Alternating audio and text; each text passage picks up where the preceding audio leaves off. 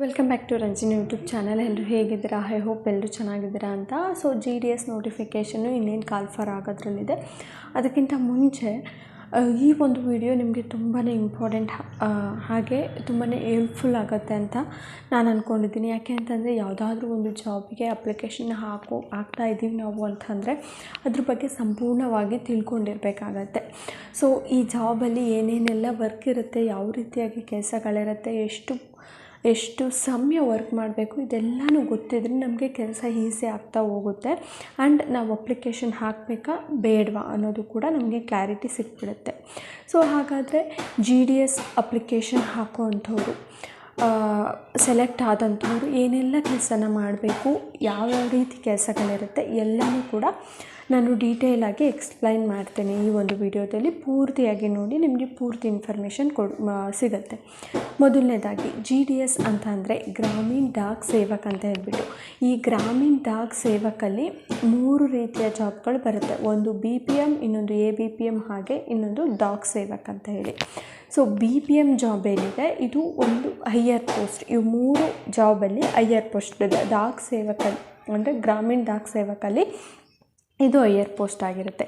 BPM ಅಂತಂದರೆ branch post master ಅಂತ ಹೇಳ್ಬಿಟ್ಟು, ಸೊ ಬ್ರಾಂಚ್ ಆಫೀಸ್ ಅಂತ ಇರುತ್ತೆ. ಅದು ಹಳ್ಳಿಗಳಲ್ಲಾದರೂ ಆಗಿರ್ಬೋದು, ಟೌನಲ್ಲಾಗಿರ್ಬೋದು. ಸೊ ಹಳ್ಳಿಗಳಲ್ಲಿ ಮೇಯ್ನಾಗಿ ಬ್ರಾಂಚ್ ಆಫೀಸ್ ಅಂತ ಇರುತ್ತೆ, ಅಲ್ಲಿ ನೀವು ವರ್ಕ್ ಮಾಡಬೇಕಾಗತ್ತೆ. ಸೊ ಆ ಒಂದು ಪೋಸ್ಟ್ ಆಫೀಸಿಗೆ ನೀವೇ ಹೆಡ್ ಆಗಿರ್ತೀರ, BPM ಕೆಲಸ ಮಾಡುವಂಥವ್ರು. ಏನೆಲ್ಲ ಕೆಲಸಗಳನ್ನ BPM ಆಗಿರೋರಂಥವ್ರು ಮಾಡಬೇಕು ಅಂತಂದರೆ, ಮೊದಲನೇದಾಗಿ ಬ್ರಾಂಚ್ ಪೋಸ್ಟ್ ಮಾಸ್ಟರ್ ಕೆಲಸ ಏನು ಅಂತಂದರೆ ಇಡೀ ಪೋಸ್ಟ್ ಆಫೀಸ್ ಏನಿದೆ ಅದರ ನಿರ್ವಹಣೆ ನೀವೇ ಮಾಡಬೇಕಾಗತ್ತೆ. ಇದು ಆಫೀಸ್ ವರ್ಕ್ ಆಗಿರುತ್ತೆ, ಮೇಯ್ನ್ಲಿ ಆಫೀಸ್ ವರ್ಕ್ ಆಗಿರುತ್ತೆ. ಸೊ ಇಲ್ಲಿ IPPB ಟ್ರಾನ್ಸಾಕ್ಷನ್ ಇದ್ರೆ ಅಂದರೆ ಇಂಡಿಯಾ ಪೋಸ್ಟ್ ಪೇಮೆಂಟ್ ಬ್ಯಾಂಕ್ ಏನಿದೆ ಅದರ ಟ್ರಾನ್ಸಾಕ್ಷನ್ ಎಲ್ಲ ನೀವು ಮಾಡಬೇಕಾಗತ್ತೆ. ಅದೇ ರೀತಿಯಾಗಿ ಈ ಪೋಸ್ಟಲ್ ಡಿಪಾರ್ಟ್ಮೆಂಟಲ್ಲಿ ಏನೇನೆಲ್ಲ ಸರ್ವೀಸಸ್ ಇದೆ ಆ ಸರ್ವೀಸಸ್ನ ನೀವು ಜನರಿಗೆ ಪ್ರಮೋಷನ್ ಕೊಡಬೇಕಾಗತ್ತೆ. ಸೊ ಆ ಒಂದು ಸರ್ವೀಸಸ್ಗಳನ್ನ ನೀವು ಮಾಡಿಕೊಡ್ಬೇಕಾಗತ್ತೆ. For example FD account, SB account, ಹಾಗೆ RD, ಹಾಗೆ ಸುಕನ್ಯಾ ಸಮೃದ್ಧಿ, ಇದೆಲ್ಲನೂ ಕೂಡ ಅಕೌಂಟ್ನ ಓಪನ್ ಮಾಡೋದಾಗಿರ್ಬೋದು, ದುಡ್ಡು ಕಟ್ಟಿಸ್ಕೊಳ್ಳೋದು, ಹಾಗೆ ದುಡ್ಡನ್ನ ವಾಪಸ್ ಕೊಡೋ ಅಂಥದ್ದು, ಇದೆಲ್ಲ ಕೆಲಸನೂ ನೀವೇ ಮಾಡಬೇಕಾಗತ್ತೆ. ನೆಕ್ಸ್ಟು ಪೆನ್ಷನ್ಗಳು ಬರುತ್ತಲ್ಲ ಅದನ್ನೆಲ್ಲ ನೀವು ಕೊಡಬೇಕಾಗತ್ತೆ. ಮೇಯ್ನ್ಲಿ ಬ್ಯಾಂಕ್ ಥರ ವರ್ಕ್ ಆಗುತ್ತೆ ಇಲ್ಲಿ, ಓಕೆನಾ. ಸೊ ಮತ್ತು ಅಲ್ಲಿರೋಂಥ ಡಾಕ್ಯುಮೆಂಟ್ಸ್ಗಳೇನಿರುತ್ತೆ ಅದೆಲ್ಲನೂ ಕೂಡ ಮೇಂಟೈನ್ ಮಾಡಬೇಕಾಗತ್ತೆ. ಹಾಗೆ ನಿಮಗೆ ಒಂದು ಡಿವೈಸ್ನ ಕೊಟ್ಟಿರ್ತಾರೆ. ಡಿವೈಸ್ ಅಂತ ಅಂದರೆ ಇನ್ನೇನು ಇಲ್ಲ, ಒಂದು ಮೊಬೈಲ್ ಕೊಟ್ಟಿರ್ತಾರೆ. ಅದು ಪೋಸ್ಟ್ ಆಫೀಸ್ದೇ ಮೊಬೈಲ್ ಆಗಿರುತ್ತೆ. ಅದರಲ್ಲಿ ನೀವು ಕೆಲಸನ ಮಾಡಬೇಕಾಗತ್ತೆ. ಪ್ರತಿಯೊಂದು ಅಮೌಂಟ್ ಕಟ್ಟೋದಾಗಿರ್ಬೋದು, ಬಿಡಿಸೋದಾಗಿರ್ಬೋದು, ಪ್ರತಿಯೊಂದೂ ಕೂಡ ಆ ಒಂದು ಡಿವೈಸಲ್ಲೇ ವರ್ಕ್ ಮಾಡಬೇಕಾಗತ್ತೆ.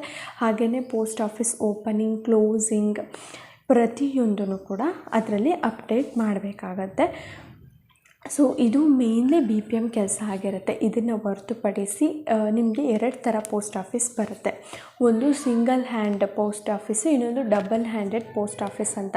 ಸಿಂಗಲ್ ಹ್ಯಾಂಡೆಡ್ ಪೋಸ್ಟ್ ಆಫೀಸ್ ಅಂತ ಅಂದರೆ ಇಲ್ಲಿ BPM ಮಾತ್ರ ಇರ್ತಾರೆ, ABPM ಇರೋದಿಲ್ಲ. ಸೊ BPM ಆಗಿರೋರೇ ABPM ಕೆಲಸನೂ ಕೂಡ ಮಾಡಬೇಕಾಗತ್ತೆ. ABPM ಕೆಲಸ ಏನು ಅಂತ ನಾನು ಮುಂದೆ ಹೇಳ್ತೀನಿ. ಹಾಗಂತ ನಿಮಗೆ ಸ್ಯಾಲ್ರಿ ಸೇಮ್ ಬರುತ್ತಾ ಅಂತಂದರೆ ABPMದು ಸ್ವಲ್ಪ ಆ್ಯಡ್ ಆಗಿ ಬರುತ್ತೆ, ಪೂರ್ತಿ ಸ್ಯಾಲ್ರಿ ಆ್ಯಡ್ ಆಗೋದಿಲ್ಲ. ಎಷ್ಟು ಏನು ಅಂತ ಹೇಳ್ಬಿಟ್ಟು ನಾನು ಇನ್ನೊಂದು ವಿಡಿಯೋದಲ್ಲಿ ಹೇಳ್ತೀನಿ, ಓಕೆನಾ. ಸೊ ಇದು ಸಿಂಗಲ್ ಹ್ಯಾಂಡ್ ಏನಾದರೂ ಇದ್ದರೆ. ಡಬಲ್ ಹ್ಯಾಂಡ್ ಇದ್ದಾಗ ನಿಮಗೆ ಅಸಿಸ್ಟೆಂಟ್ ಬ್ರಾಂಚ್ ಪೋಸ್ಟ್ ಮಾಸ್ಟರ್ ಅಂದರೆ ABPM ಕೂಡ ಇರ್ತಾರೆ, ಅವ್ರ ಕೆಲಸ ಅವ್ರು ಮಾಡ್ತಾರೆ. ಸೊ ನಿಮಗೆ ಅಸಿಸ್ಟ್ ಕೂಡ ಮಾಡ್ತಾರೆ, ಅಂದರೆ ನಿಮಗೆ ಹೆಚ್ಚಿಗೆ ಕೆಲಸ ಇದ್ದರೆ ಅವರು ಕೂಡ ಹೆಲ್ಪ್ ಮಾಡ್ತಾರೆ ಡಬಲ್ ಹ್ಯಾಂಡೆಡ್ ಪೋಸ್ಟ್ ಆಫೀಸಲ್ಲಿ, ಓಕೆನಾ. ಸೊ ಇದಿಷ್ಟು ಕೂಡ BPMಗಳು ಮಾಡಬೇಕಾಗಿರುವಂಥ ಕೆಲಸ. ವೋಚರ್ಗಳಿರುತ್ತೆ, ಅದನ್ನೆಲ್ಲ ಬರೀಬೇಕಾಗತ್ತೆ. ಹಾಗೆ ಟಾರ್ಗೆಟ್ಗಳನ್ನ ಕೊಡ್ತಾರೆ, ಅದನ್ನೆಲ್ಲನೂ ಕೂಡ ರೀಚ್ ಮಾಡಬೇಕಾಗತ್ತೆ. ಅಂದರೆ ಇಷ್ಟು ಅಕೌಂಟ್ಸ್ನ ಓಪನ್ ಮಾಡಿಸ್ಬೇಕು ನೀವು, ಈ ಥರ ಇರುತ್ತೆ, ಓಕೆನಾ. Next ABPM assistant branch post master ಅಂತ ಹೇಳ್ಬಿಟ್ಟು, ಇದು BPMನ ಅಂಡರಲ್ಲಿ ಬರೋವಂಥ ಒಂದು ಪೋಸ್ಟ್ ಆಗಿರುತ್ತೆ. ABPMದು ಜಾಬ್ ಏನು ಅಂತ ಅಂದರೆ, ಈಗ ಪೋಸ್ಟ್ಗಳು ಬಂದಿರುತ್ತಲ್ಲ ಆ ಪೋಸ್ಟ್ನ ಡಿಲಿವರಿ ಮಾಡಬೇಕಾಗತ್ತೆ. ಪ್ರತಿಯೊಂದು ಮನೆಗೆ ಹೋಗ್ಬಿಟ್ಟು ಡಿಲಿವರಿ ಮಾಡಬೇಕಾಗತ್ತೆ. ಎಷ್ಟು ಪೋಸ್ಟು ಏನು ಅದು ಆ ಒಂದು ಬ್ರಾಂಚ್ಗಳ ಮೇಲೆ ಡಿಪೆಂಡ್ ಆಗಿರುತ್ತೆ. ಸೊ ABPM ಆದಂಥವ್ರದ್ದು ಮೇಯ್ನ್ ಕೆಲಸ ಇದೇ ಆಗಿರುತ್ತೆ. ಏನು ಸ್ಟ್ಯಾಂಪ್ ಮಾರ್ಕೆಟಿಂಗ್ ಮಾಡೋವಂಥದ್ದು, ಸೇಲ್ ಮಾಡೋವಂಥದ್ದು, ಇದು ಪೋಸ್ಟ್ನ ಹಂಚೋ ಅಂಥದ್ದು ಮೇಯ್ನ್ ಕೆಲಸ ಆಗಿರುತ್ತೆ. ಸೊ BPM ಇಲ್ಲದೆ ಇರುವಂಥ ಸಂದರ್ಭದಲ್ಲಿ ಅವರ ಒಂದು ಕೆಲಸನೂ ಕೂಡ ನೀವು ಮಾಡಬೇಕಾಗಿರುತ್ತೆ.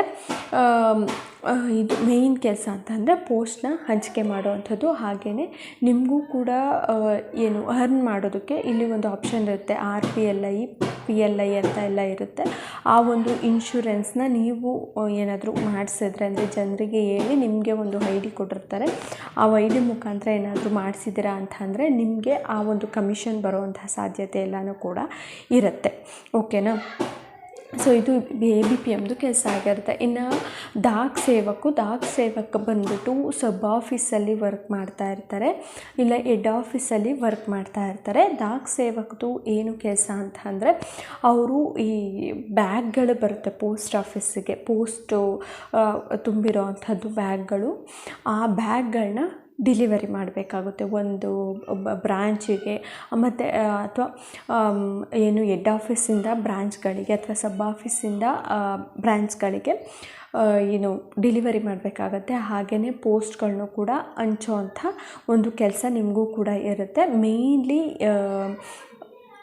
ಇಷ್ಟು ಕೆಲಸ ಆಗಿರುತ್ತೆ ದಾಖ ಸೇವಕದ್ದು. ಸೊ ಇದಿಷ್ಟು ಕೂಡ BPM, ABPM ಹಾಗೆ ದಾಖ ಸೇವಕ್ ಏನೇನೆಲ್ಲ ಕೆಲಸ ಮಾಡ್ತಾರೆ ಅಂತ ಹೇಳಿಬಿಟ್ಟು. ಹಾಗಾದರೆ ಎಷ್ಟು ಅವರ್ ಕೆಲಸ ಮಾಡಬೇಕು ಅಂತಂದರೆ, ಪೋಸ್ಟ್ ಆಫೀಸಲ್ಲಿ ವರ್ಕಿಂಗ್ ಅವರ್ಸ್ ಬಂದು 4 ರಿಂದ 5 ಗಂಟೆ ಅಷ್ಟೇ. 4 ರಿಂದ 5 ಅವರು ನೀವು ಕೆಲಸ ಮಾಡಬೇಕಾಗತ್ತೆ. ಅದು ಒಂದೊಂದು ಬ್ರಾಂಚ್ ಏನಿರುತ್ತೆ ಅದಕ್ಕೆ ಡಿಫ್ರೆಂಟ್ ಟೈಮಿಂಗ್ಸ್ ಇರುತ್ತೆ. 9 ಗಂಟೆಗೆ ಸ್ಟಾರ್ಟ್ ಆಗಿದ್ದು 12 ಗಂಟೆಗೆ ಮುಗಿಯುವಂಥದ್ದು, 8 ಗಂಟೆಗೆ ಸ್ಟಾರ್ಟ್ ಆಗಿ 11 ಗಂಟೆಗೆ ಮುಗಿಯುವಂಥದ್ದು. ಈ ರೀತಿಯಾಗಿ ಆ ಒಂದು ಗ್ರಾಮ ಏನಿರುತ್ತೆ ಅದ್ರ ಮೇಲೆ ಡಿಪೆಂಡ್ ಆಗುತ್ತೆ. ಓಕೆನಾ? ಸೊ ಇದಿಷ್ಟು ಕೂಡ ಎಷ್ಟೊತ್ತು ಕೆಲಸ ಮಾಡಬೇಕು, ಹಾಗೆ ಏನೇನೆಲ್ಲ ಕೆಲಸ ಇರುತ್ತೆ, BPMದು ಏನು ಕೆಲಸ, ABPMದು ಹಾಗೆ ದಾಖ ಸೇವಕದ್ದು ಏನೇನೆಲ್ಲ ಕೆಲಸ ಇರುತ್ತೆ ಅಂತ ಹೇಳ್ಬಿಟ್ಟು ನಾನು ಡೀಟೇಲಾಗಿ ತಿಳಿಸ್ಕೊಟ್ಟಿದ್ದೀನಿ. ಇನ್ನೂ ಏನಾದರೂ ಡೌಟ್ಸ್ ಇತ್ತು ಅಂತಂದರೆ ಕಮೆಂಟ್ ಬಾಕ್ಸಲ್ಲಿ ಕಮೆಂಟ್ ಹಾಕಿ, ನಾನು ತಿಳಿಸ್ಕೊಡ್ತೀನಿ. ಸ್ಯಾಲ್ರಿ ಎಷ್ಟೆಷ್ಟು ಬರುತ್ತೆ ಅದು ಇನ್ನೊಂದು ವಿಡಿಯೋದಲ್ಲಿ ನಾನು ತಿಳಿಸ್ಕೊಡ್ತೀನಿ, ಎಷ್ಟೆಷ್ಟು ಸ್ಯಾಲ್ರಿ ಯಾವ ಪೋಸ್ಟಿಗೆ ಬರುತ್ತೆ ಅಂತ.